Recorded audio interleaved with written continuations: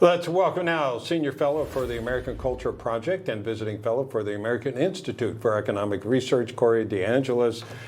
Corey, you were at the White House. Was that today? Yeah, it was fantastic. Right after I went there, I came straight to the Newsmax studio, so thanks for having me. So give us the breaking news.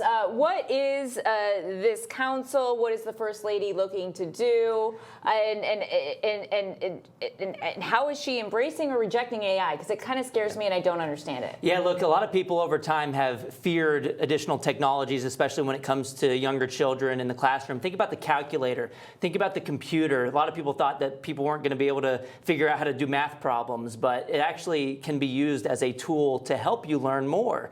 And look, internationally, if we want to be competitive and if you want to be able to get a job, even in America in the labor force, you need to be able to use technology and tools to your advantage. So Melania Trump and others on this task force, they don't want to replace learning with AI. They want to teach people how to use AI to solve problems in their communities. So Melania unveiled an initiative that's on board with President Trump's agenda. He did an executive order on AI in education earlier this year, and it's a competition for students and educators to collaborate to use AI to solve problems in their community so they can win $10,000 prizes for doing so. I like this approach because it allows this kind of free market kind of idea of 1,000 flowers blooming. I think that's how AI needs to work to be effective. I don't want one central authority telling every public school how to implement it. I want more of a bottom-up approach because that's how solutions are most effective,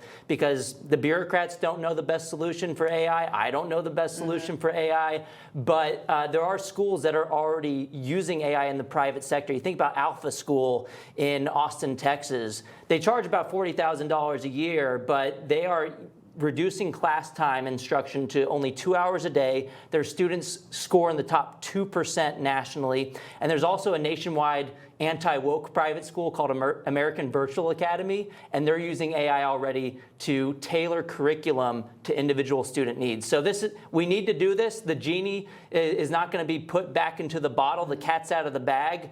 We need to be able to use AI to our advantage and compete with other countries. I always have a concern that teachers are not involved, that it's just they delegate to a computer or to AI when there needs to be some supervision and control. I want to get your thoughts on that because sometimes you need that human interaction, and I assume there's a lot more than 2 hours of instruction. You take that kind of as a foundation and then build off of it. That's exactly right. So you want a mixed approach. You don't want too far in one direction or the other. And with Alpha School, for example, in Austin, Texas, I live in Texas, they're kind of a first mover, so they get the advantage of charging a higher tuition. When market entry occurs and more private providers do this, the cost will come down. That's how everything works with technology. But they have the 2 hours of AI-guided tutoring and instruction that's led by student interest and tailored to their individual abilities. But the rest of the day, they're doing more hands-on stuff. So, they're not just going to go home after the 2 hours. More traditional learning. Exactly.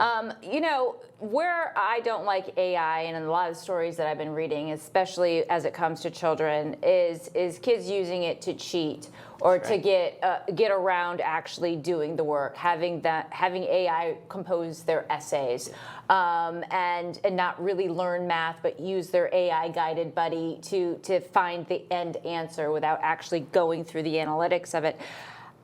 Teachers also use it as a babysitting guide in some classrooms where they basically hand over the computer to the kids and say, 45 minutes, there you go. So how do we mitigate against its potential downfalls? Yeah, that's a very good point. And I think that's why this goes hand in hand with Trump's agenda item of having nationwide school choice. You need to have both of these things. You can't have everybody stuck in a one-size-fits-all system where they have no pressure of competition. And if AI isn't implemented the right way, and if it's just used as a crutch as opposed to a tool, and it's not actually building the skills of the children, if you have school choice, the parents could opt out. And so I think it needs to happen in concert. And thankfully, in the big, beautiful bill, there was a nationwide school choice provision that was passed. It allows Democrat governors the ability to opt in, and Republicans as well. The GOP will be leading on the issue. Hopefully, people like Gavin Newsom and Kathy in New York will do the right thing. Doubtful, Corey. Corey, congratulations on visiting over there. It sounds great. We appreciate you sharing it. Thank you. Thank you so much for having me. Thank you.